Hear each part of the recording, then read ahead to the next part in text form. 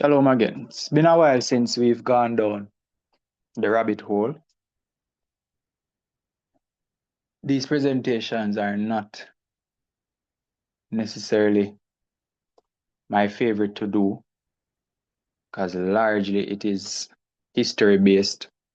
We love the scripture, but there's a time and place for all things, and I note also that persons don't take keenly to history, and that's just a fact right across the board.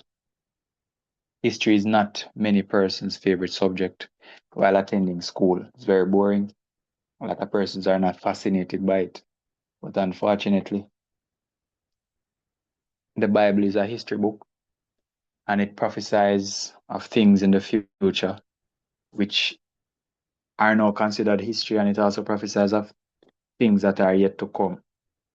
So, as a consequence of that, we, being truth seekers, persons who follow the script, would have to familiarize ourselves with history at some point, even though we may not like it.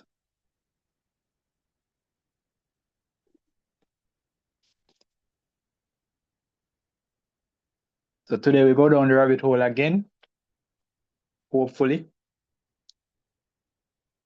Since it's been so long, then a lot of persons are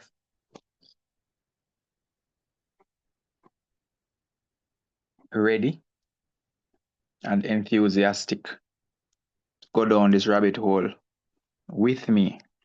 If not, then I suggest you speak now or forever hold your peace so we find something else to teach. Ready, everybody? Or not?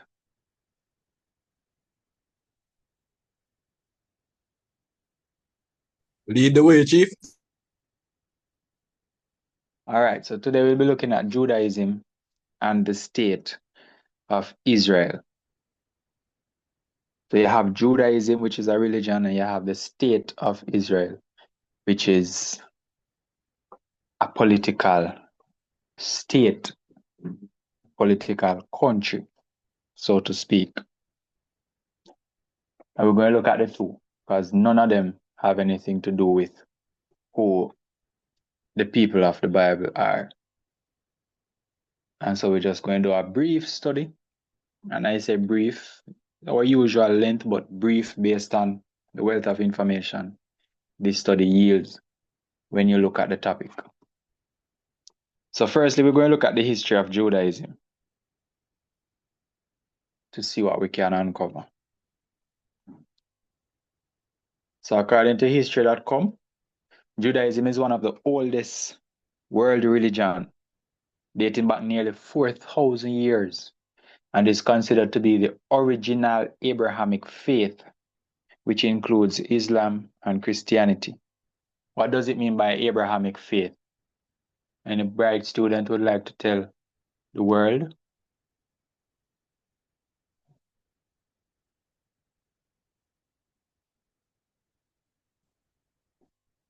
What is meant by Abrahamic faith?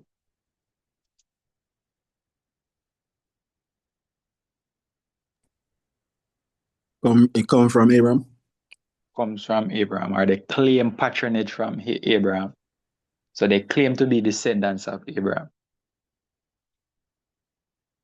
So you have a couple of them.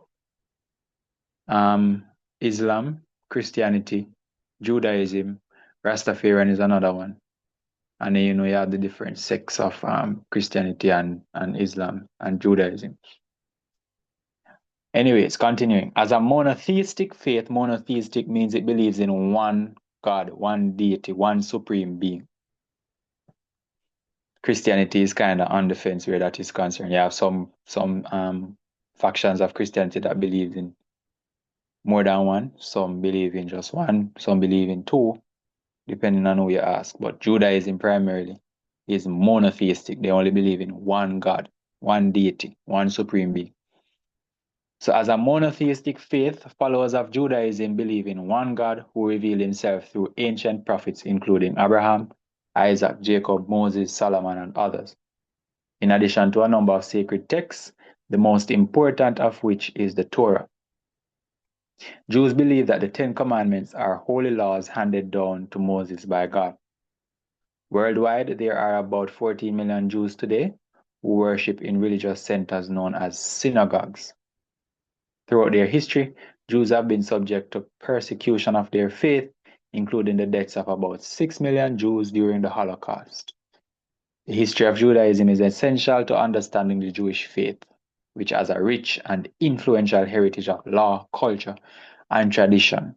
So the Holocaust is the Nazis under Hitler killing the Jews. Everybody should be familiar with that. When you hear the name Adolf Hitler, that is what was called the Holocaust, the killing of 6 million Jews, they say, according to history.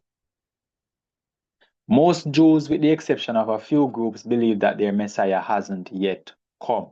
This is very important.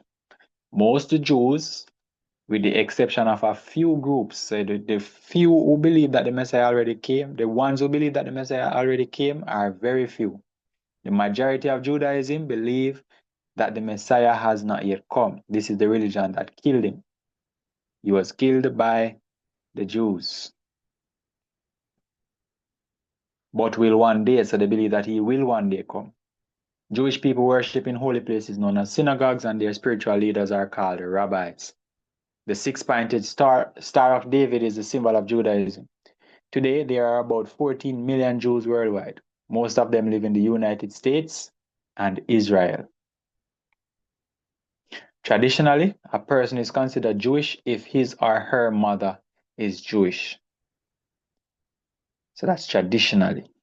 Around AD 200, scholars compiled the Mishnah, which is a text that describes and explains the Jewish code of law that was previously orally communicated. Later, the Talmud, a collection of teachings and commentaries on Jewish law, was created. The Talmud contains the Mishnah and another text known as the Gemara, which examines the Mishnah. This is a whole lot of madness. Simply put, they have a book called the Mishnah, which describes the Jewish code of law, seeks to explain the law that was orally communicated. So they call it the oral law. And these are all terms that they coined. As far as I'm concerned, the law was always written. But anyways, that's what they say. Later, they compile another book called the Talmud. The Talmud contains the Mishnah, so the Mishnah is a part of the Talmud. And the Talmud is a collection of teachings and commentaries on Jewish law. So in other words, the Talmud would be a book that, for example, myself would comment and write some things trying to explain to you why Deuteronomy says we're not supposed to mix what's it called again? Mix the cloth, the two different type of cloth, varying mix of cloth. Why it say you must bring the firstborn to the temple, and if it's a donkey, then you redeem it with a goat. So it's me trying to explain why these laws exist. So that's the Talmud. And just so you know, officially, when you research Judaism, they will tell you that the sacred text of Judaism is the Torah. That is not true. The sacred text of Judaism is the Talmud. When you go to school, rabbi school, to become a rabbi, you are taught the Talmud, not the Torah. You're actually not permitted to read the Torah. Only rabbis are permitted to read the Torah. So the average Jew is not permitted to read the Torah. They read the Talmud. Anyways, it includes the interpretations of thousands of rabbis and outlines the importance of 613 commandments of Jewish law. The first version of the Talmud was finalized around the 3rd century AD, and the second form was completed during the 5th century AD. Another source, Britannica. In nearly 4,000 years of historical development, the Jewish people and their religion have displayed a remarkable adaptability and continuity. And from you say adaptability, you know that something is right there, is wrong there, because according to the Torah, the law does not change. And if you're adapting, that means you are adapting to the times, you are changing things. So something is grossly wrong there. In their encounter with the great civilizations from ancient Babylon to Egypt, to Western Christendom and modern secular culture, they have assimilated foreign elements and integrated them into their own social and religious systems. Everything gone bad, sorry. Thus maintaining an unbroken religious and cultural tradition. Furthermore, each period of Jewish history has left behind it a specific element of a Judaic heritage that continued to influence subsequent developments, so that the total Jewish heritage at any given time is a combination of all these successive elements along with whatever adjustments and accretions have occurred in each new age. So in other words, this is just a big paragraph of highfalutin terminologies to say the Jews are just as bad as the Christians in that them take the pagan practices, bring them into them thing, incorporate it, and give you a hybrid something. Just like the Christmas and the Easter and all of the foolishness. In the early part of the 2nd century BCE, Hellenizing Jews, Hellenizing mean Greek, Hellenizing Jews took control of the high priesthood itself. As high priest from 175 to 172, Jason established Jerusalem as a Greek city. And when you hear the name, you know him not have no business in the temple. But he did. Established Jerusalem as a Greek city with Greek educational institutions and is ousted by an even more extreme Hellenizing faction which established Menelaus, died 162 BCE as high priest, and it occasioned a civil war. So they move one Greek man, bring in another Greek man, and it caused a civil war. Just giving you a brief history of Judaism. I could go more, but I don't want to bore you with all of this information because we have more entertaining facts to get to. So now we're going to look at some types and factions of Judaism. So just like in Christianity, you have the Baptist, the Anglican, the Catholic, the Methodist, the Pentecostal, the Apostolic, the Churches of God, the Jehovah's Witness, the this, the that, and everybody. In Judaism, it's not much different. These are types and factions of Judaism. You have certain denominations. One is the Orthodox Jews. These are the most traditional branch, or this is the most traditional branch, adhering to a strict interpretation of Jewish law and tradition. So these would possibly, and I say possibly in quotations, be the closest you can find of a Jewish sect walking in the Torah. Possibly. Then you have the Reform Jews. They are a more liberal, they take a more liberal approach, emphasizing adaptation to modern life and individual interpretation of Jewish law. So you see that individual interpretation of Jewish law. So anything I think it means, I do accordingly. Then you have the conservative, which is a middle ground between the Orthodox and the Reform, seeking to balance tradition and modernity. So they are in the middle. So they're not too modern and they're not too old. Right in the middle, a nice little middle ground. So if you don't want too much of the ancient part and you don't want too much on the new part, you hold the middle ground. Sound like madness, sound worse than Christianity. Anyways, you have the Reconstructionist Jews. They focus on Judaism as a civilization, emphasizing cultural and historical aspects of Jewish life. So they are more focused on a country and not necessarily the religion, but country. That's why they're called Reconstructionists, because they realize that the laws are for the land and for a people and should govern a land, and so they try to recreate that. Then you have the Humanistic Jews, who are take a secular approach, emphasizing humanism and Jewish culture without a focus on traditional religious observance. So in other words, they don't really put much weight on what the Torah says to do. And then you have the Messianic Jews. The Messianic Jews are the branch that recognize Yahusha as the Messiah. And you notice them just have a small little definition because they are few. Them call them Messianic, and the broader Judaism look down on them because them say them idiot to believe, say, the man who come, slept in a manger, claiming to be the son of Elohim, claiming to be the Messiah, was a real story. And so they laugh at them, the Messianic Jews. Then you have the ethnic divisions of Judaism. So this now is based on your your origin country. And I find it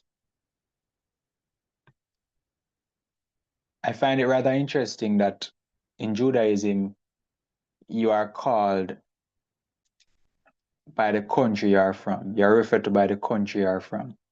It's weird. A Christian is just a Christian regardless of where they're from. But anyways, you have the Ashkenazi Jews. These are primarily from Central and Eastern Europe. So in other words, they don't come from Israel. You have the Sephardic Jews, who are originally from the Iberian Peninsula, that includes Spain and Portugal, and their descendants. You have the Mizrahi Jews. These are from the Middle East, North Africa, including regions like Iraq, Syria, Iran, and Yemen. So like Arab people.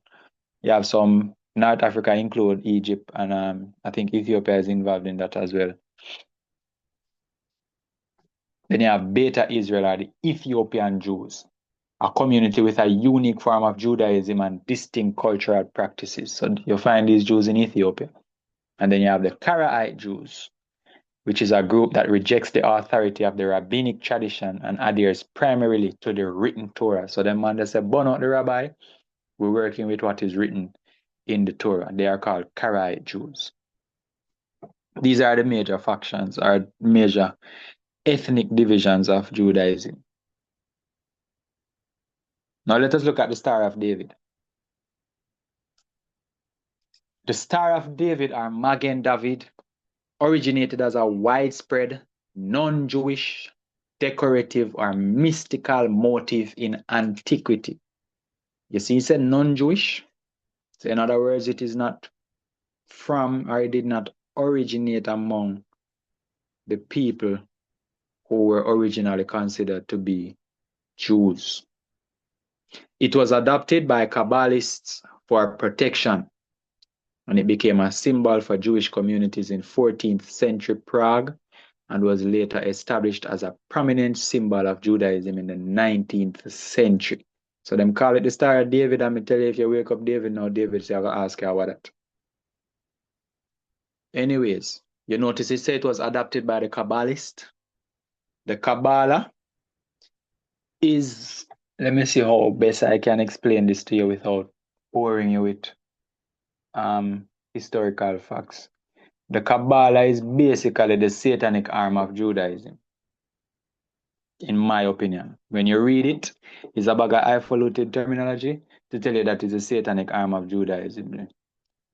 Them deal with the mystical world, so they are more focused on trying to understand the spiritual world and all of these things.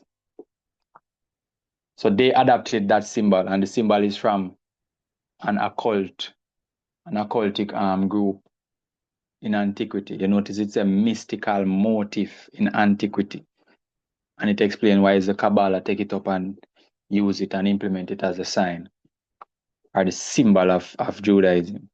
Anyways, the ancient roots of the Star of David. So the hexagram shape, often called the Seal of Solomon, so then bring on Solomon another argument, was used in early Eastern cultures and in the 1st century CE, in Christian churches and within occult traditions. So that's the ancient root.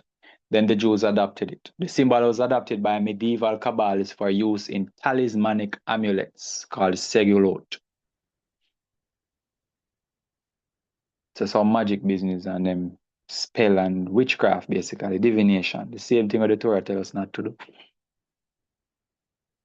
The first major use of the star to represent the Jewish community occurred in 14th century Prague, where Emperor Charles IV authorized the Jews to fly a flag featuring the symbol.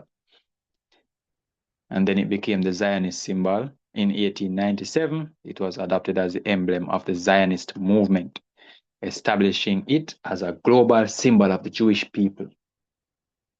And to the modern state, the symbol was chosen for the center of the flag of the State of Israel in 1948. That's when Israel got independence. It is often interpreted as representing God's protection, with the 6 points symbolizing God's rule over the universe in all directions. Now, in my experience reading scripture, when Yahuwah is referencing to all direction. Him say north, south, east, and west. The last time I count those, it was 4. But anyways, now to the state of Israel. So we deal with the religion, which is Judaism. We clearly see that it is not founded in scripture based on the factions, based on the ethnic divisions and the people who now assimilate the religion and control the religion. They are not from where the people of the Bible are from. And as such, we can come to the conclusion that Judaism is not of the scripture, which we know no religion is of the scripture. So the state of Israel now, where did this state come from? When did it come about? Let us read this letter. The gentleman on the right is Mr. Balfour. Lord Balfour is known as. And he wrote a letter. I'm going to read the letter. Then we're going to move on. We're just going to note a few things in the letter. We're going to look at some facts and come back to the letter. And then you'll understand the gravity of this document. This document was published in 1917. It's a letter written by Mr. Balfour to Lord Rothschild. And that name is a very important name when you're studying prophecy, when you're studying the world and the things that transpire in the world, especially when it comes on to World War I and World War II. This individual is very instrumental, Lord Rothschild. Mr. Balfour says, I have much pleasure in conveying to you on behalf of His Majesty's government. So His Majesty there is referencing to the King of England. That was before England had a queen as the monarch. So I have much pleasure in conveying to you on behalf of His Majesty's government the following declaration of sympathy with Jewish Zionist aspirations, which has been submitted to and approved by the cabinet. So what business England have with Jews and Zion, and why them cabinet approve sympathy and all of these things? What is happening here? His Majesty's government view with favor the establishment in Palestine of a national home for the Jewish people. So England want to establish a national home for the Jewish people. Never hear this yet. And will use their best endeavors to facilitate the achievement of this object. So England is going to do everything in its power to achieve this for the Jewish people. How good of England. It being clearly understood that nothing shall be done which may prejudice the civil and religious rights of existing non-Jewish communities in Palestine, or the rights and political status enjoyed by Jews in any other country. I should be grateful if you would bring this declaration to the knowledge of the Zionist Federation.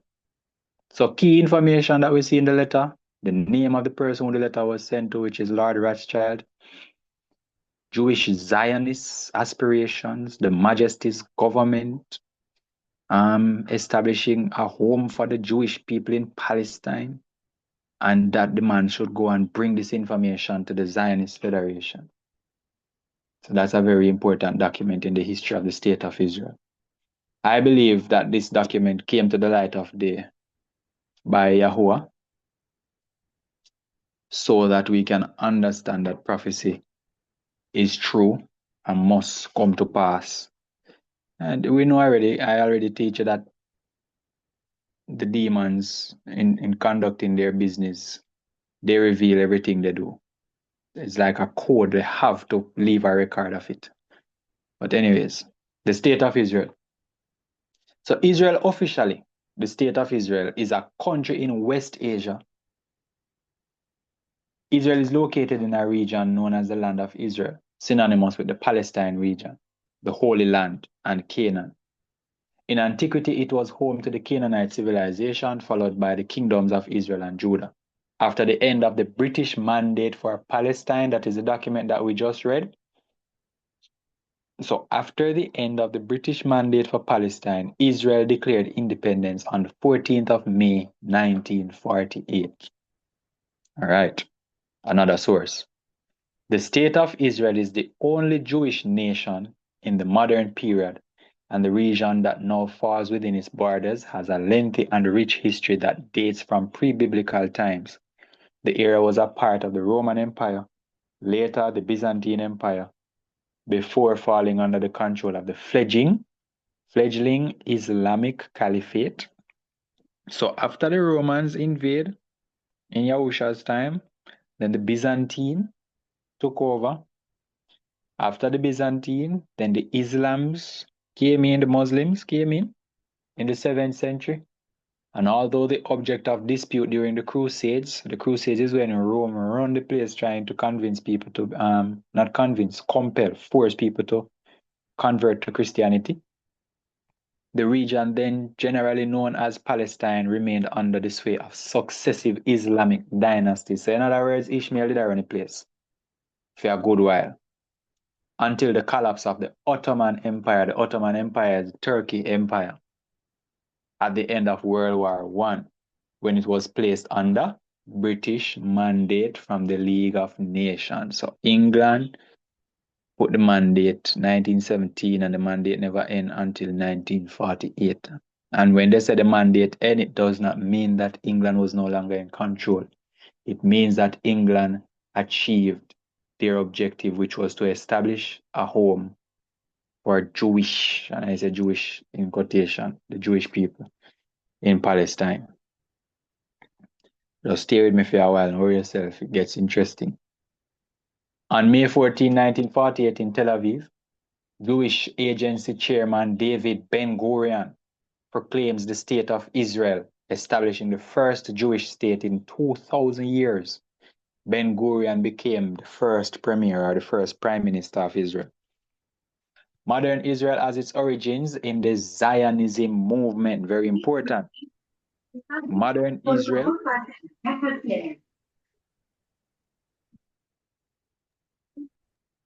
Israel has its origins in the Zionism movement, very, very important. Established in the late 19th century by Jews in the Russian Empire. So the people them, where the modern state of Israel originate from, are called Zionists. And the Zionists is controlled by people who are from Russia. Very important. You have to follow the information. Don't lose me. Anyways, by Jews in the Russian Empire who called for the establishment of a territorial Jewish state after enduring persecution. In 1896, a Jewish Austrian journalist called Theodor Herzl published an influential political pamphlet called The Jewish State, which argued that the establishment of a Jewish state was the only way of protecting Jews from anti-Semitism.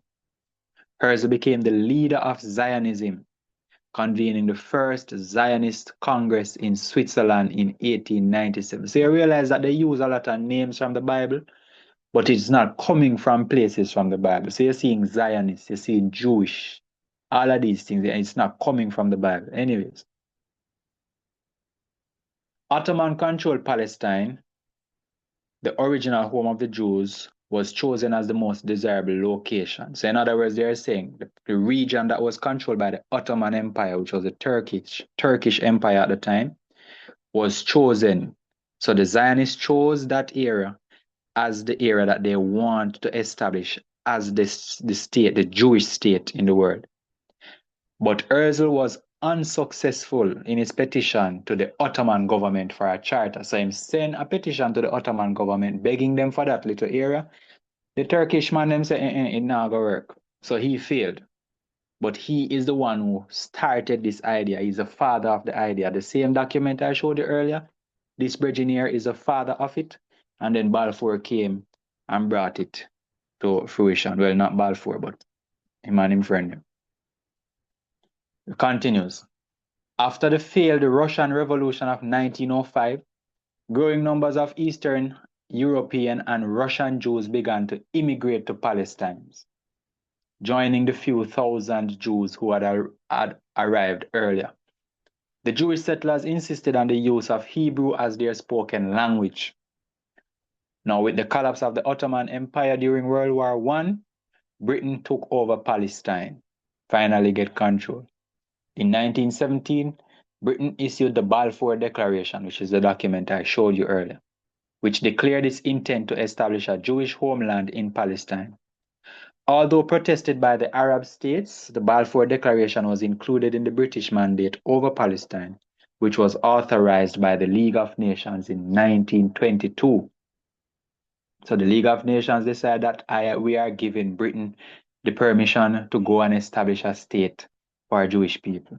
I never hear nothing like this in my life. Anyways, because of Arab opposition to the establishment of any Jewish state in Palestine, British rule continued throughout the 1920s and 1930s. Beginning in 1929, Arab and Jews openly fought in Palestine, and Britain attempted to limit Jewish immigration as a means of appeasing the Arabs. As a result of the Holocaust in Europe, many Jews illegally entered Palestine during World War II. Jewish groups employed terrorism against British forces in Palestine, which they thought had betrayed the Zionist cause. At the end of World War II, in 1945, the United States took up the Zionist cause. So you realize Britain and US involved in this thing here. You know? And Britain and US are the two people who claim, say, them a Manasseh and Ephraim. I just want you to make all of the connections. Britain, now unable to find a practical solution, referred the problem to the United Nations, which in November 1947 voted to partition Palestine. The Jews were to possess more than half of Palestine, although they made up less than half of Palestine's population. They know why they do that, because they have people where they go immigrate to there. The Palestinian Arabs, aided by volunteers from other countries, fought the Zionist forces. But by May 14, 1948, the Jews had secured full control of their UN-allocated share of Palestine and also some Arab territory.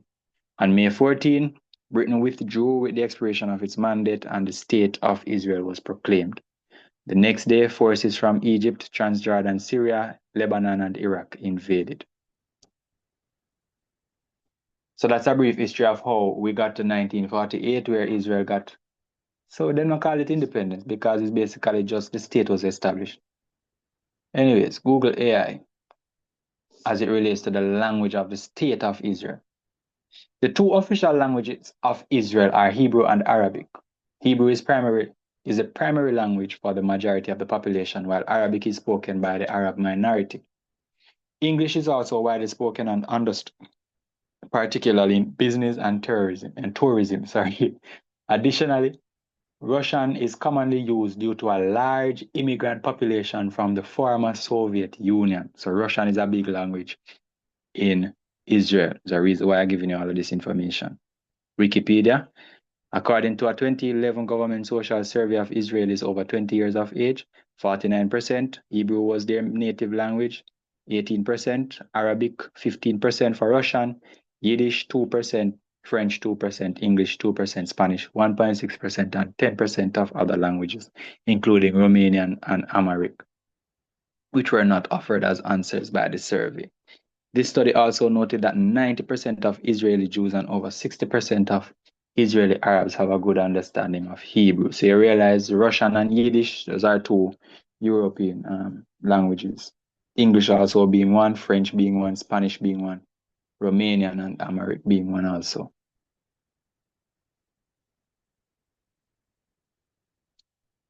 According to Polylingua, did you know that there are over 8 official languages in Israel?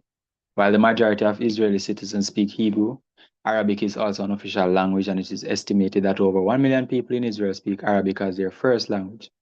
Let's take a look at all of the official languages spoken in Israel. So we are just showing you multiple sources confirming Hebrew, Arabic, English, Russian, Amharic, Yiddish, Spanish, and Portuguese. Yiddish was the historical language of many Ashkenazi Jews. Ashkenazi, bear that word in mind, while its use has declined. It remains culturally significant, particularly within ultra-Orthodox communities where it is still spoken daily. Arza Box 2021, the top 3 indigenous first languages in Israel are Hebrew, Arabic, and Russian.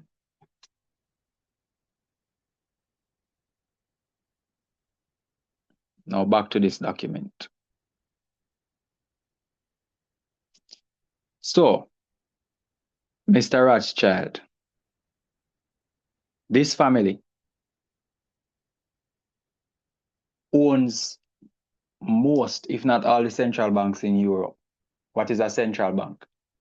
A central bank is a bank of a country that controls its monetary policies, controls the currency of the country, determines money. Everything we have to do with finance is controlled by a central bank. The Bank of Jamaica, it issues currency for Jamaica, it collects currency.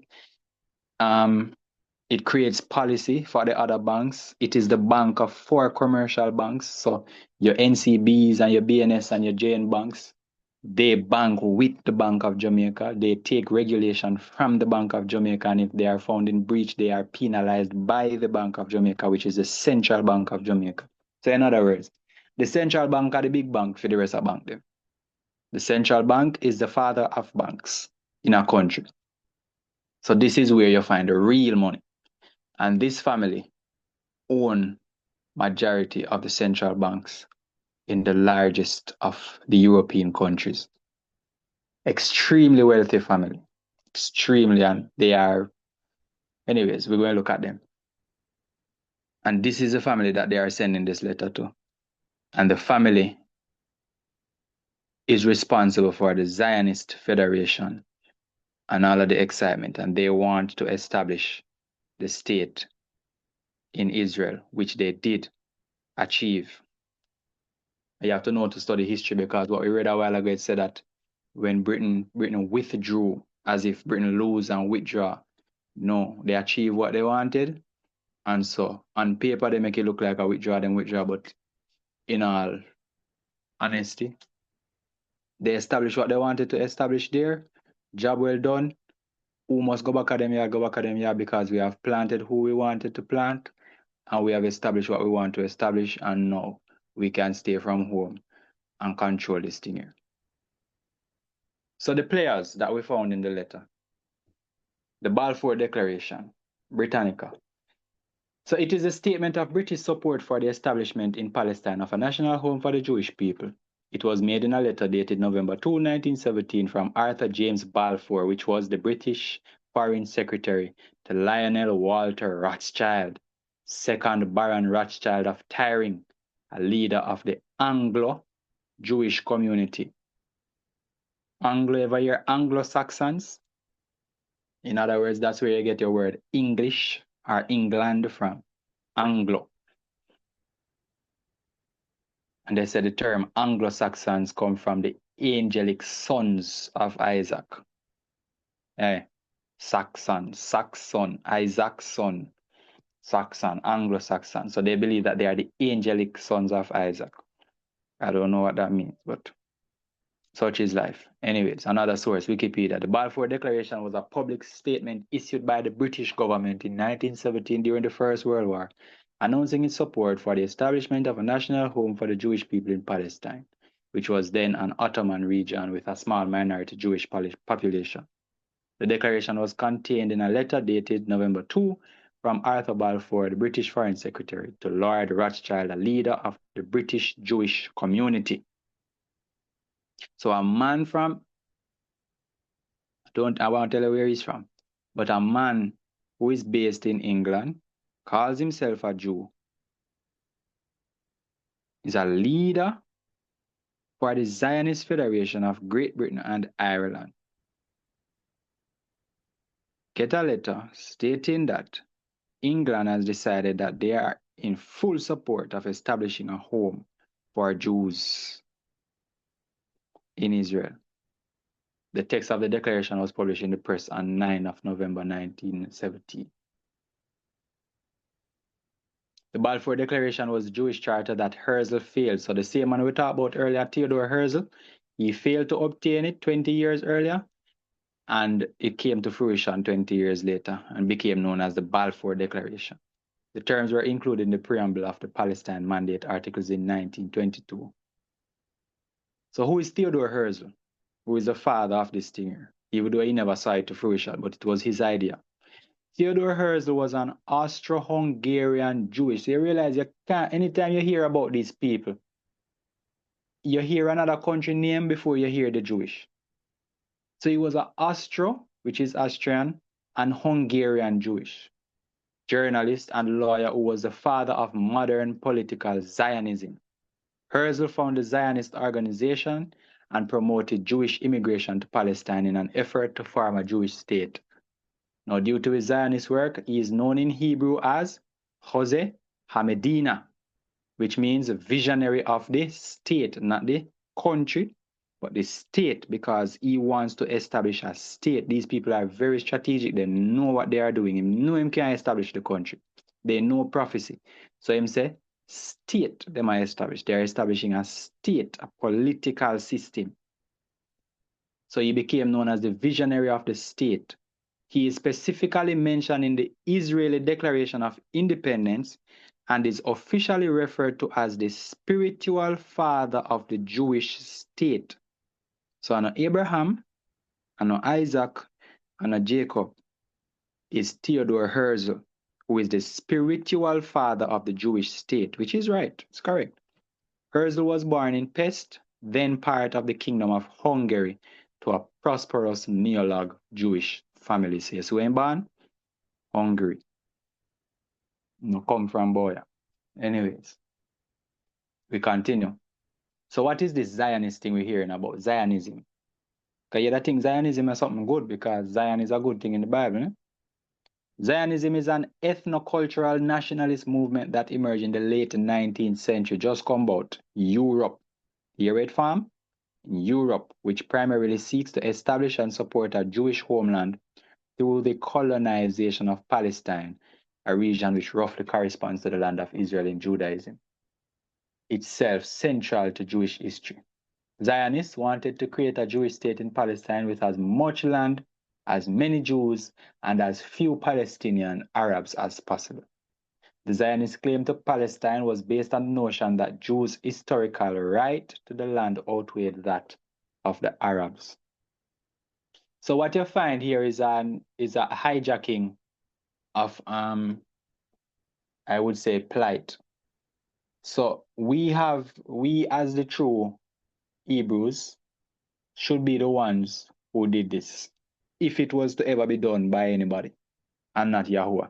We were the ones who should have gone back, fought with the Arabs for the land, but these people, because they took our identity, they took up the fight of Jacob and Esau. Esau being the Arabs, Ishmael also involved in that, Ishmael versus Isaac, Esau versus Jacob. Anyways, Zionism is a Jewish nationalist movement with the goal of the creation and support of a Jewish national state in Palestine, the ancient homeland of the Jews. So in other words, the Zionist is basically trying to establish a state. That's their motive.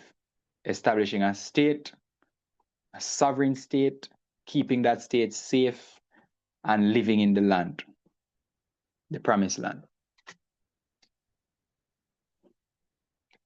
When I saw all of this today and I was going down the rabbit hole, I said, everything came back to me about how Britain claimed that they are Ephraim and Manasseh. We've heard also that the Queen of England was seated on David's throne.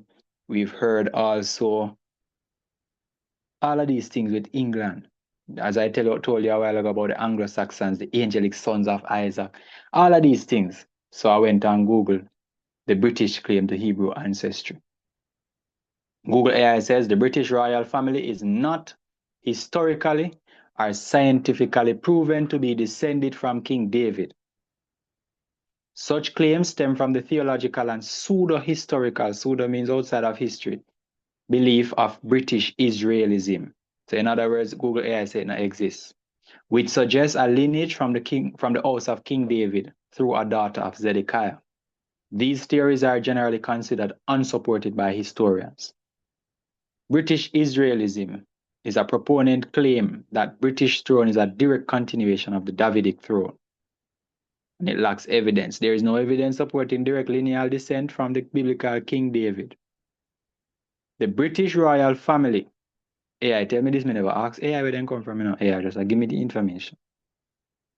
The British royal family has documented ancestry. So AI say, we not find no document about Israel, but let me tell you where the document will find it. Primarily rooted in German, Danish, and Greek among other European hosts. So the British royal family is descended from Germany, Denmark, Greece, and other European houses. The Rothschild, the other player. The Rothschild family is a historical prominent Ashkenazi Jewish dynasty. See this word again. That established a massive European banking empire in the late 18th century. Founded by Mayor Amschel Rothschild in Frankfurt. Frankfurt is a city in Germany. His 5 sons expanded the business to London, Paris, Vienna, and Naples. London is England, Paris is France, Vienna and Naples, I think. Naples is Italy. Vienna, let me just check and confirm which country Vienna is in. I think it's Switzerland. Austria, sorry. Good. So we have England, France, Austria, and Italy, financing governments and industrial projects to become one of the world's wealthiest families. Watch this now. The 5 sons. Mayor Amschel Rothschild sent his sons to key European cities to create a collaborative international bank. Amschel went to Frankfurt, Solomon went to Vienna, Nathan went to London, Kalman went to Naples, and James went to Paris. Influence. During the 19th century, they held one of the largest private fortunes in modern history, financing major projects like the Napoleonic Wars, the Suez Canal, and European railways. What is the Suez Canal?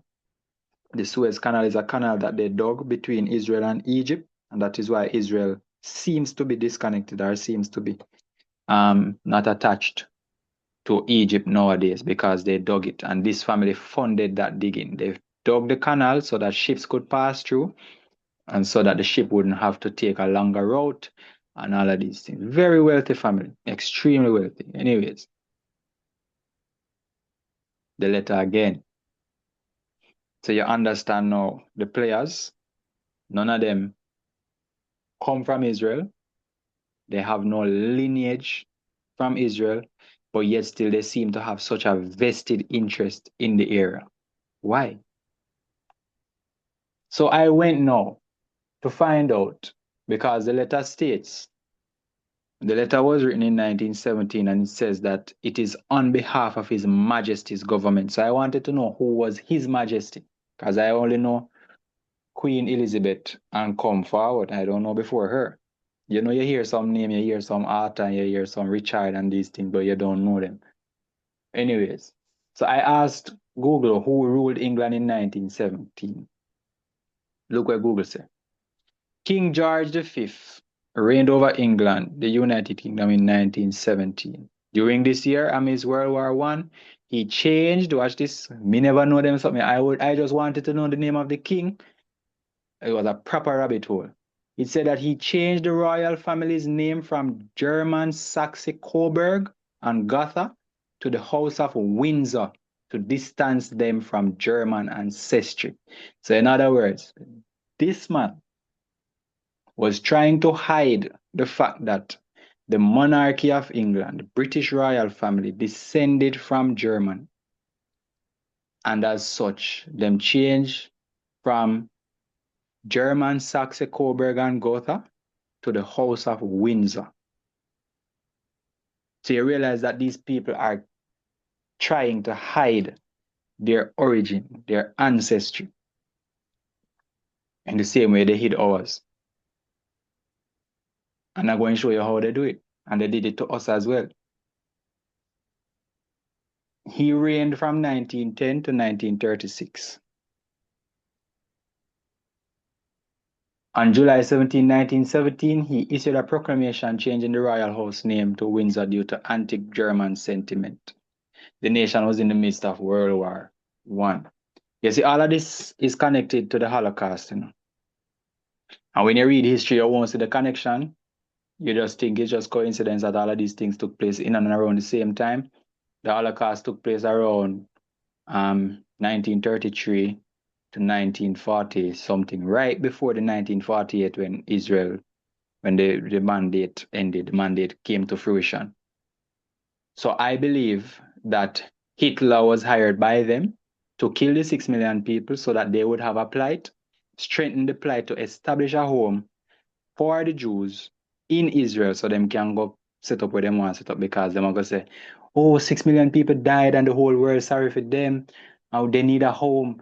And so they, them distract you with one thing so that they can do the other thing, the real thing that they plan to do. I think that the Holocaust was all a part of the plan. So them kill the 6 million people just so they could achieve this. But that is my own opinion. I just find it, and I don't believe in coincidence. So I just find it eerily alarming that all of this took place in and around the same time between 1910 to 1948. So I went and looked at the Holocaust. See it here? The Holocaust, also known by the Hebrew term Shoah, was the systematic state-sponsored prosecution and genocide of approximately 6 million European Jews. You realize it says systematic, state-sponsored. So when we said them pay, it's not unfounded. You just don't know who pay. It says state-sponsored. State-sponsored mean government. And the Holocaust was carried out by Nazis. The Nazis are based in Germany. The British family descend from Germany. The Rothschild descend from Germany. And all of them lived in and around the same time. And right after the Holocaust done, 3 years later, the nation or the state of Israel was established. No coincidence. Anyways, moving on again. Why is 1948 important to Israel? So I'm giving you screenshots. The reason why I made screenshots is because usually when I search for something and I find it, when I start to teach and I go back and type it in, it tells me something different. So I screenshot and you can see my picture. So you see it's my account. I search for it today and I screenshot it. So I asked Google, why is 1948 important to Israel? So 1948 is pivotal to Israel because it marks the end of the British mandate and the Declaration of Independence on May 14, 1948, establishing the first Jewish state in 2,000 years. Now, watch this. I went just now, just before we began. Something came to me and said to go and check out all the prime ministers of Israel, where they're from, their names, where they're from originally. And you'll be shocked to know that all 16 of them, not one come from Israel. Watch this. The first prime minister of Israel, David Ben-Gurion, Poland, he come from. You can go and check these. I went on each and every single one of them biography just before we started. The second prime minister of Israel was Moshe Sharet. He was from Russia, now Ukraine, a part of Russia that is now modern, now today, present day. That part of the world is now called Ukraine. But in his time, it was known as Russia. So we see Russia, Poland. The next prime minister is Levi Eshkol. He's from a place called Kiev. Kiev is Ukraine. But back then it was known as Russia. Russia controlled all of those territories back then. Russia was a massive empire. The next prime minister is Yigal Allon. His original name was Yigal Pekowitz. Change it to Yigal Allon. He was born in Israel, but his father was born in Belarus and migrated to Israel. Belarus back then was Russia. The next prime minister and the only female prime minister ever to rule Israel was Golda Meir. Her original name, or her maiden name, because Meir is her married name, her maiden name is Mabovich. She's from Kiev, which is the same Ukraine, which back then was Russia. The next prime minister is Yitzhak Rabin. He was born in Israel, but his father, Nehemiah Rubitsov, you notice his father's last name, was born in and emigrated from Ukraine, which back then was Russia. You realize that these men are changing their surnames. And that's the same thing they did to us when they brought us on the ships. That's how you hide ancestry. You change name. Anyways, the next prime minister is Menachem Begin. He was from Brest. Brest is a city in Belarus. Belarus was a part of the Russian Empire. The next prime minister is Yitzhak Shamir. Birth name Yitzhak Yezernitsky. He's from the Kingdom of Poland, which is now Belarus. Then you have Shimon Peres, Original name, Szymon Persky. Came from Poland, which is now known as Belarus. Then you have Benjamin Netanyahu. He reigned about 3 times, I think. He's now the current prime minister. About 3 terms, him do now. He is Polish or Lithuanian and American. So his father is Polish, and his father's original surname was Milikowski. And it was changed by his father after they migrated. So his father changed the name from Milikowski to Netanyahu. His mother was American, but his mother's people were Lithuanian, which is Polish. Not Polish, sorry, another one of those European countries close to Russia. The other prime minister, the next prime minister is Ehud Barak, birth name Ehud Brog. Born in Palestine, but his parents were from Lithuania, which was then the Russian Empire. Then you have Ariel Sharon, birth name Arik Scheinerman. Born in Israel, but his parents were from Belarus, which was the then Russian Empire. Then you have Ehud Olmer, born in Israel, but his parents are from Ukraine, back then known as Russia. Then you have Naftali Bennett, born in Israel, but his father is from America, and his father's father were from Poland, Germany, and Netherlands. So his father come from America, but his father them come from Poland, Germany, and Netherlands. Then you have Yair Lapid, born in Israel as well, but his father was from Yugoslavia, which is now known as Serbia, and his maternal grandfather, so his mother father, was from Transylvania, which is in Romania, which is another country close to Russia in Europe. Those are all the prime ministers that ever ruled Israel. Some of them ruled more than one time, so I may not put the name more than one time. I just give you all the prime ministers. Coincidence? Before we go into the scripture, coincidence, yes or no? Am I grasping at straws? Conspiracy theory? Unfounded? Yes, No, it, not at all, man. Not yeah, at well, all. can I throw a spanner in the thing there? Who you spanner, man? Well, you see, you're naming the prime ministers from the various countries, from Russia, for argument's sake. Well, it could be that the Israelites had scattered all over the place, and they may have relocated to Russia, and then they are coming back from Russia. So they took on Russian names, and they are now they then took on the correct Hebrew name, Yeah, like what we are now doing. we are now So, doing so so they like may that. be the right Israelites and not us. And that is a very good spanner that you throw, because that is what they will say. That is precisely what they will say. And that's why I am happy that we have that prime minister from Egypt in the 20th century, 19 something, we can Google him, who said in a press conference that I have no dealings with these Israeli people because they left black and came back white. So I don't want anything to do with them. So I can show you, or show the class that individual. But they will say what Rash just said a while ago, that they were the original people. They migrated up top to Europe and came back down, are coming back. But let us look at the scripture. Before we lead Pardon me. into the scripture, Pardon me. A lot. Speak when you speak to them one on one, the rabbis and all of these people. When you speak to them one on one, they accept that they are not from Israel. They accept that they don't have any ties with Israel. They accept that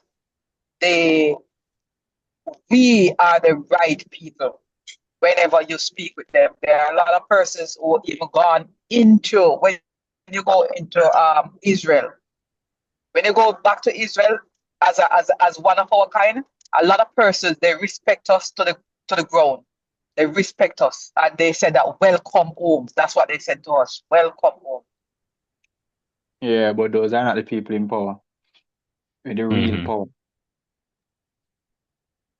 Yeah. Oh, there was one thing I was also thinking. Contrary to the first statement in terms of the saying that they were scattered, just like how we were saying, we know that we're scattered and they are coming home. The difference I would say there though is our people, the true people, were scattered after being captured for the most part. So many are captured or forced out of the place. While for these persons, and when we're forced out, we're then forced to take on a name. Versus if you emigrated to another place and you decided to change your name because you wanted to hide something else. It didn't show here where it says the person changed your name twice, mean that they had an original, let's say, Hebrew name, and then they changed to a German name, and then they came back and they changed back to a Hebrew name. It just shows where the original name was X, then they took on a Hebrew name, versus us where the slaves were forced to take on an English name and lose our original identity. And I think that's why they came up with the Holocaust. I think the Holocaust gives credence to their plight in terms of the prophecies saying that you're going to suffer, they're going to kill you off, and all of these things. I think they orchestrated the Holocaust so persons can see the prophecy they're coming through. But it's a whole heap of things. But we have the scriptures to use to prove that they are not the people. And we will look at them. Because one, the people should be suffering and continue to suffer until Yahuwah return and take them out of the suffering. The people are not the richest people in the world, because Yahuwah did say in the curse that you will be the tail and not the head. You will lend, you will borrow, and you can lend. All of these things, and they are not the people, because all of these people who we are seeing are well-off people, the Rothschild and all of these people. They are the lenders of the world. Everybody borrow from them. So the curse, it don't fit them. So the curse would be the greatest thing against them. The curse don't match. So let us look at the scriptures now. First scripture we need to look at is Genesis 9, verse 1. Genesis 9:27, sorry. This is Noah rebuking his son after he went in. Noah prophesying to his sons after one went in and uncovered his nakedness. Now, when you look at it, how it is translated, it says, let Elohim enlarge Japheth, and let Japheth dwell in the tents of Shem, and let Canaan become his servant. So it sounds nice, or the translators put it. So it sounds as if Yahweh is going to make Japheth so big that Japheth have to come and dwell with Shem, and they're going to live so harmonious, but Canaan is going to be their servant, because Canaan are crosses. But when you look at the Hebrew, and you look at this word in particular, the word enlarge,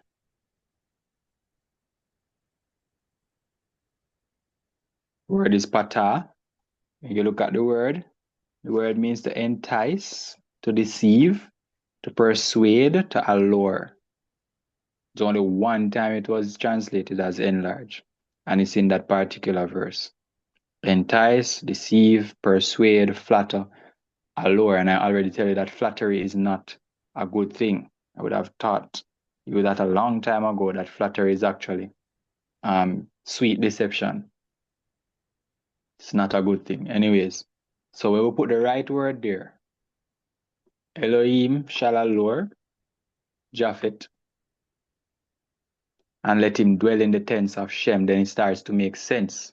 Japhet is going to leave his territory, which based on the book of Jubilees tell us that Japhet was given the north, the cold land, which is Europe, right? In the north, Japhet was given the cold land. Noah is prophesying that Japhet is going to leave his territory and come and dwell in the tents of Shem and let Canaan become his servant. Very important piece of information here, because this lets us understand what is taking place in the world today, and let us understand subsequent books of the Bible or subsequent prophecies. Isaiah 13:19. Babylon, the splendor of kings, comeliness of the pride of the Chaldeans, shall be as when Elohim overthrew Sodom and Gomorrah. Isaiah 13:19. Isaiah 47:1 and 5.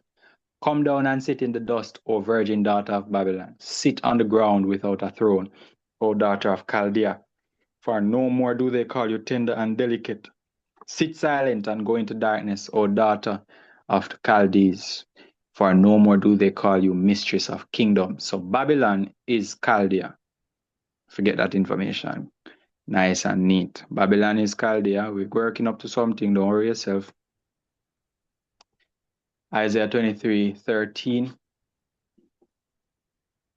See the land of the Chaldeans? This people did not exist, Yahweh says. Assyria founded it for a wild beast of the desert. They set up their siege towers, they demolished their palaces, and made her a ruin. So in other words, this is telling us that Babylon and Assyria ruled the same territory. Whatever territory Babylon ruled, Assyria ruled the same territory. Ezekiel 23:1. The word of Yahweh came to me, saying, Son of man, there were two women, daughters of one mother. One named Ohola, which was the elder sister, the other name is Oholiba. And they were mine. They bore sons and daughters, and their names, Samaria is Ohola, and Jerusalem is Oholiba. So in other words, Yahweh is saying the northern kingdom is Ohola, which became known as Samaria, which was the 10 or 9.5 tribes. And Jerusalem, which is Judah, which is the southern kingdom, is Oholiba, which is the 2.5 tribes. They girded with belts around their loins, flowing turbans on their heads, all of them looking like officers like the sons of Babylon of Chaldees, the land of their birth. So in other words, this nation, which Yahweh is speaking of, Samaria and Judah, Israel and Judah, the land of their birth was Babylon of the Chaldees. But she increased her whorings, and she looked at men carved on the wall, images of Chaldea inscribed in red. So the same territory that Babylon and Assyria ruled, Israel's origin is that same land. All right.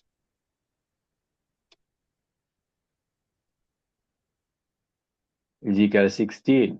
The word of Yahweh came to me, saying, Son of man, make known to Jerusalem her abominations. Jump to 26. You who hoard with the sons of Egypt, your neighbors great of flesh, and you increase your whorings to provoke me, says Jerusalem. And see, I have scattered out my hand against you and withdrew what is lawfully yours, and gave you up to the desire of those who hate you, the daughters of the Philistines who are ashamed of your wicked way. You hoard with the sons of Assyria without being satisfied, and you hoard with them and still were not satisfied. You increased your whorings as far as the land of traders, Chaldea, and even then you were not satisfied. So now we're seeing that Israel has whored and continues to whore with every kingdom or empire. And that's Israel that we're referring there is us and not the state. Zechariah 2:7. O Zion, escape, you who dwell with the daughter of Babylon. So Zion or Israel, according to the prophet, dwells with the daughter of Babylon.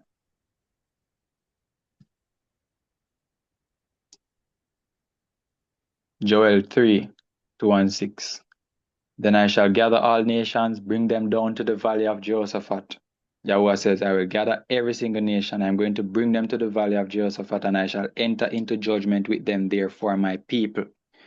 I will enter into judgment there with them for my people, my inheritance Yasharal, whom they have scattered among the nations, and they have divided up my land. They have divided up my land. I shall gather all nations, enter into judgment with them, because they have divided up my land. You hear how much country me tell you now a while ago involved in Israel? The state down there said look a place. And even with the whole heap of them and the different prime minister them from the different country, you still have the Arabs as well who are fighting for the land. You see the amount of people who are fighting for the land. Yahweh said they have divided up my land. The people of Yehuda and the people of Jerusalem you have sold to the sons of Yavan. who is the son of Yavan, to remove them far from their borders. When you search for this word, this is a son of Japhet. Let us look at Genesis 10, the table of nations.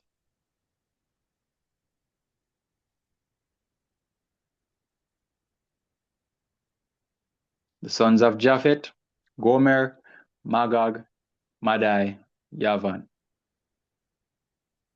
So we were sold to the sons of Yavan, Japhet's sons, the men from the north, Tubal and Meshech. The sons of Gomer, Ashkenaz. This is where you get your term Ashkenazi Jews.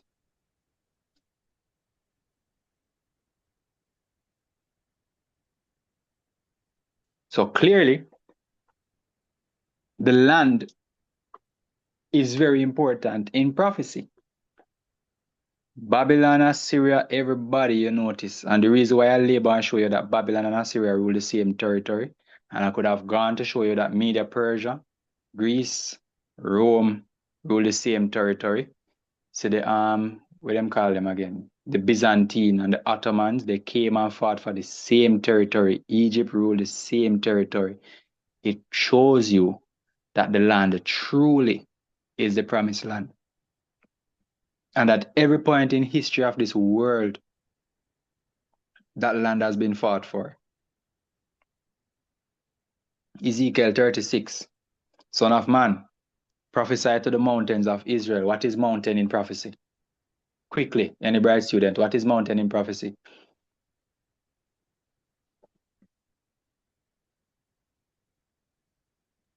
Kingdom. Kingdom, good. So you prophesy to the kingdom of Israel, and you shall say, O kingdom of Israel, hear the word of Yah. Thus said the master, Yahuwah. So Yahuwah is prophesying to the kingdom of Israel. Because the enemy has said of you, aha, the heights of old have become our possession.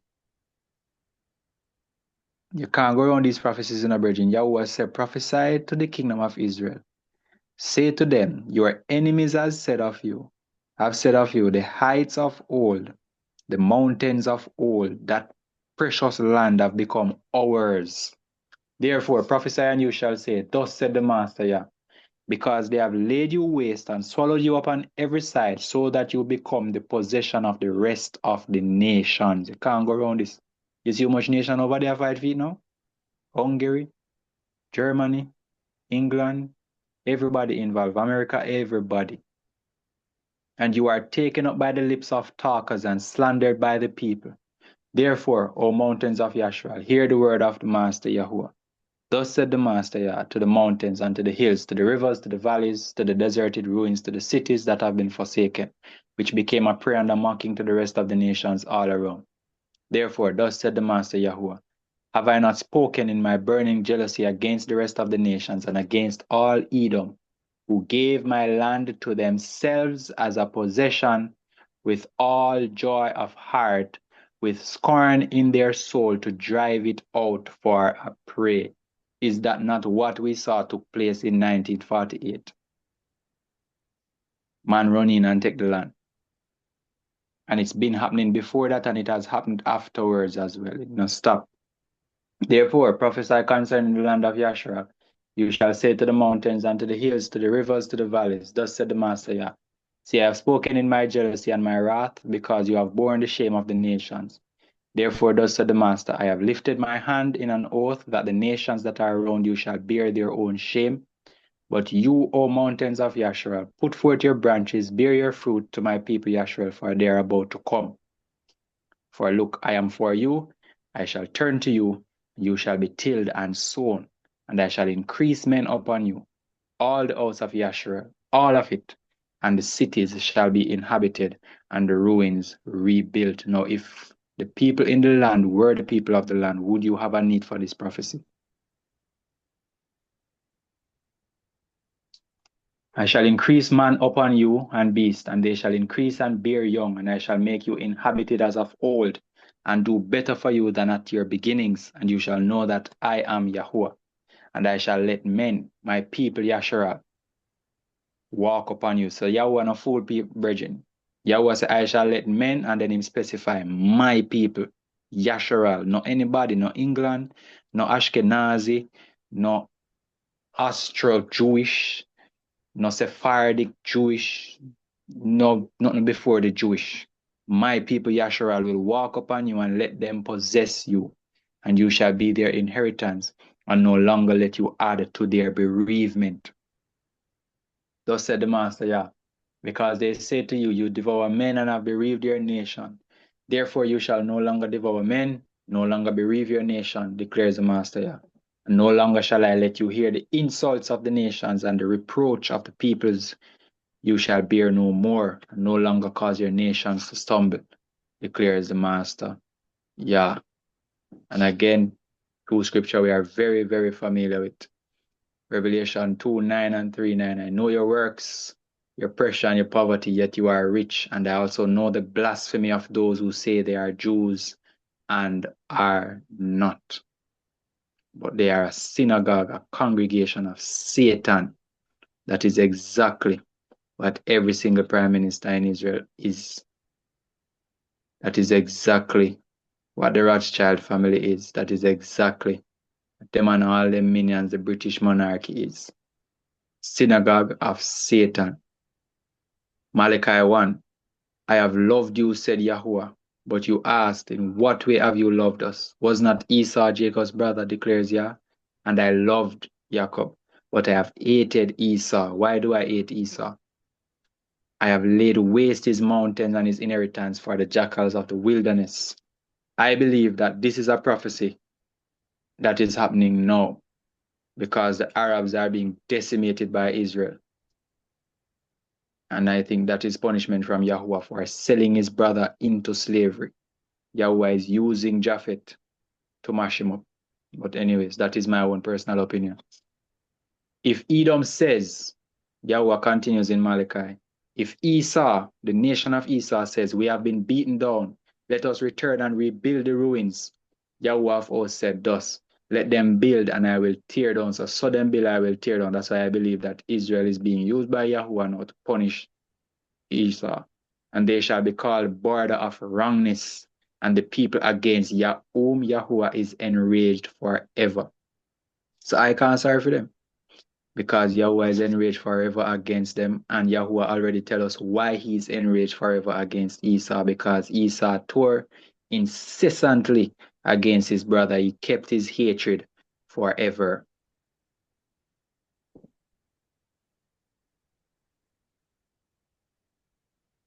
Psalm 83. O Elohim, do not remain silent, do not be speechless, do not be still, O El. For look, your enemies make an uproar, and those hating you have lifted up their head. Watch this. They craftily plot against your people and conspire against your treasured ones. This not happen to nobody within the land of Israel. No. The world don't conspire against Israel. The world never conspire against any of those Germanic people, any of those Russian people who came down and migrated to Israel. They have said, come and let us wipe them out as a nation, and let the name of Yahshua be remembered no more. For they have conspired together with one heart. They have made a covenant against you. And he's going to list the people who have conspired. Watch them. Edom, Ishmael, Moab, the Hagarites, Gebal, Ammon, Amalek, Philistia, Sor, Assyria also join with them, and they have helped the children of Lot. Every, we call it Jackman and Impikim, have conspired against the true Israel, not the state of Israel, the nation of Israel. And that is the end of the presentation, Judaism and the state of Israel. Absolutely no foundation in scripture. Question, comments, concerns, loud outbursts.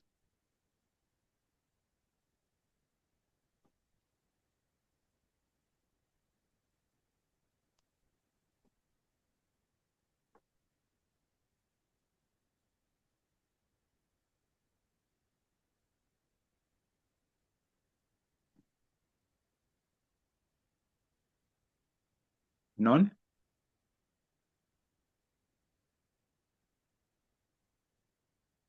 or too much information.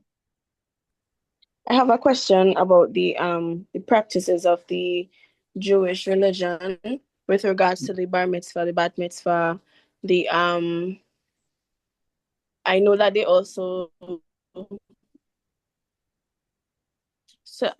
they keep the feast days, some of the feast days. I'm not too sure if they keep all, but would all of that fall under the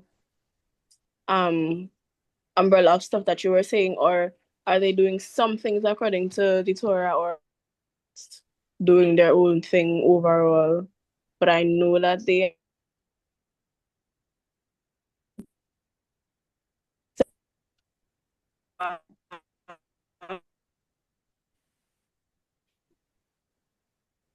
that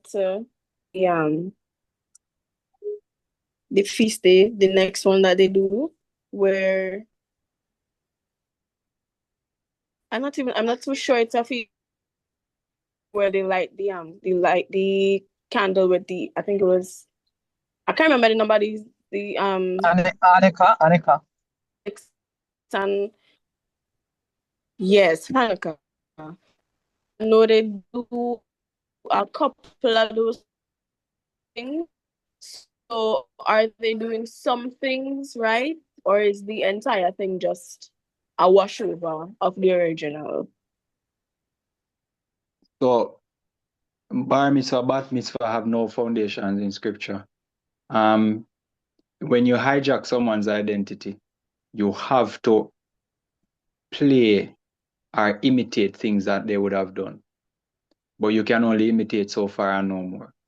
I mean, remember that these persons are agents of Satan, and as such, they will have to do Satan's work as well. And so they will mix what Satan does. Satan tend to mix the good with the bad. So it appeals to persons who is trying to win. So you have to have a seemingly, and we say good, and we use the word good lightly there, but it has to seem good for persons to come. So they will keep feast days, but they won't do it according to how it is to be done in the scripture. Because as I would have said at the starting of the presentation, that they will tell you officially that they work with the Torah, but on the ground, you're not allowed to read the Torah. You have to read the Talmud. It's really the rabbis. So the rabbis have to teach you the Torah. You can't read it for yourself. So it's basically, you're correct in your closing statement that it's a washover of the original. And once it's a washover, then the whole thing is wrong. Because if you have, the analogy we usually use is water is only pure if it's 100% water. Anything at all is only pure. Pure gold is only pure gold if it's 100% gold. If you put 0.001% of something else in it, then it's not pure gold. And it's the same for the Torah. So it's either 100% or nothing. So once it's a washover, then the whole thing is wrong. But you'll find that they do circumcision and they do a lot of these things because they are imitating the people of the Bible. But your imitation can only go so far and on.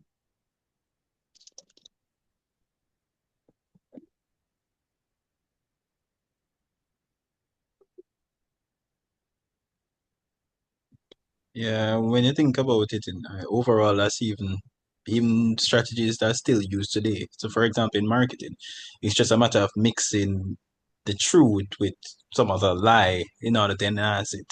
So, the truth will make you feel like you're comfortable and you're on the right path, when the lie now will just make you slowly shift away from what you're truly supposed to do. So yes, you might keep feast days, yes, you might circumcise, but then after that, they're going to add a few things and convince you. And because you're already on that side and you believe you're on the right path, you will continue along the madness. So thus, the adversary will win. Because he's going to want to get you over there, and the only way he's going to get you over there is to make you feel like you're on the right path. Yeah. And I believe that they are fully aware of what is happening, but I think that they need somebody who is bold enough to piss off Yahuwah so that Yahuwah can decide that he's coming. What I mean by that, there needs to be a certain level of iniquity that they conduct in Jerusalem for Yahuwah to decide that enough is enough now. And I don't think that they have found that person who is brave enough to do that. So you have in the demonic world, you have a man who him understand, but him not so brave enough for do certain things. So you realize that they won't establish a temple and establish a priest because them know them are no Levite, them know them not have no business in the temple and all of these things. But Revelation tells us that you're going to have that figure who is going to be that bold and who is going to come and say, well, me brave enough, me I go do it. And then that will bring about the end, or Armageddon, as they like to say. So they are fully aware, but the correct players not come yet to bring about what Yahweh. Not correct players, but because them are feed into it and they are a part of the chain of command that will lead to that. But yeah, the bad one not rise up yet. The time not come yet for you. But when you know the names, you just want to get one name. And when you start to pull on that thread, a whole heap of things starts to be revealed. So the Rothschild is one of those names. You have a figure called the Jesuit Illuminati. One of these days, I'll tell you about that person. And that's where Jesus come from, the Jesuit Illuminati. That is the black pope. That is the real pope, not the pope where you see where travel the world and people kiss him ring and all of these things. There's a pope called the black pope, not black in complexion, but black because it's clandestine activity. That is the real pope. That is another one that we have to look at. So you have, as I say, you have some names and some figures that when you pull the thread, yeah. And just notice America has a strong Jewish presence, the Rockefellers as well, the family that control America. You check them out. I could have go whole night. I just never want to bore you with all the information. So the Rockefellers is one of those family. Notice when the American presidents are being inaugurated, the Jews are there and they bring the menorah. They have to light the menorah and all of these things. Just bear all of this in mind and just realize that these are the world power. These are the people who control money. And them and Esau basically a war because Esau are the Isle people, them the Arabs with the money, them have money too. So we just do over here so all we want and wait for the creator to come and set up where we set up because we don't really care about them and them fight. We have our own problem, we get in trouble with the creator and we take our suffering and we leave them alone to do what them want.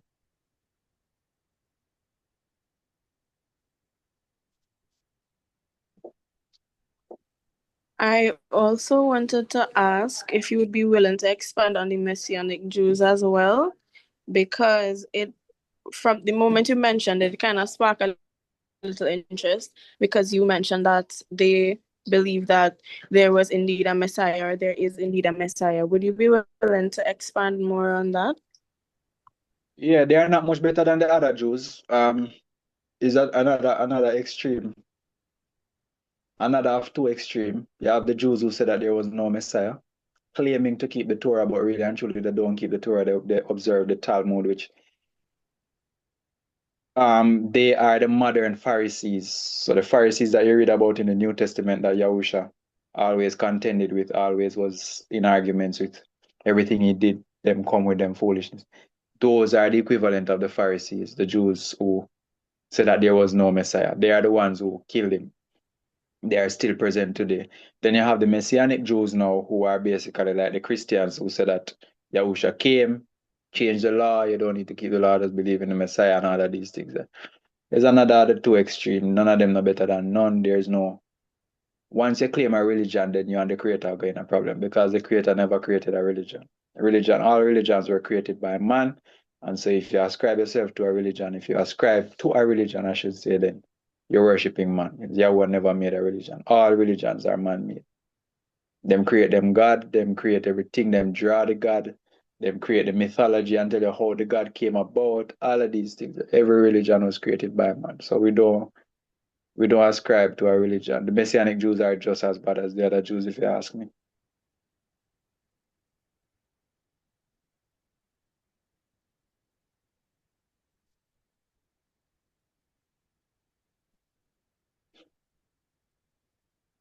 And there are persons who are among these religions who have good intention, but in good intention are worshiping the wrong thing, and get it very far. It's a sad reality. It's just a fact. They might get a little wink from Yahuwah, or when them hear the truth, them have to turn. And if they don't, then they'll be a part of the condemnation.